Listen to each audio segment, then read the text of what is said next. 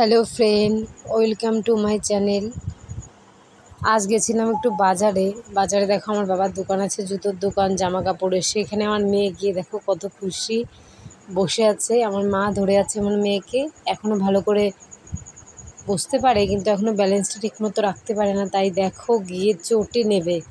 এই জুতোটা পছন্দ করেছে, আর মামু দিয়েছে, তাই দেখো আমার মা পরিয়ে দিয়ে দেখো আমার মেয়ে কী করছে, কত খুশি হয়ে গেছে।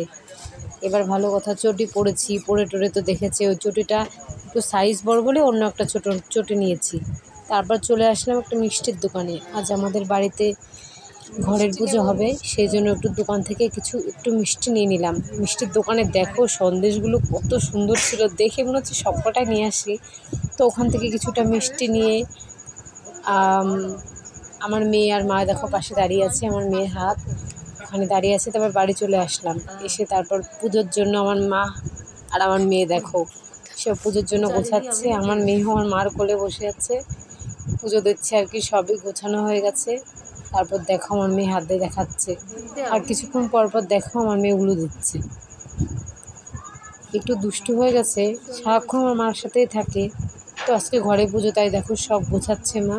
তাই ভাবলাম তোমাদের সাথে একটু ভিডিওটা শেয়ার করি, তাই তোমাদের সাথে একটু শেয়ার করলাম। দেখো আমার মেয়ে আমার মার কোলে বসে আছে কী করে, ঘরের পুজো দিচ্ছে। প্রায় সব গোছানো হয়ে গেছে, পুজোটা দিলেই হয়ে যায়। আমার মেয়ে আমার মাকে হাত দিয়ে দেখাচ্ছে। তো ফ্রেন্ড, ভিডিওটা কেমন লেগেছে অবশ্যই কমেন্ট করো। বাই।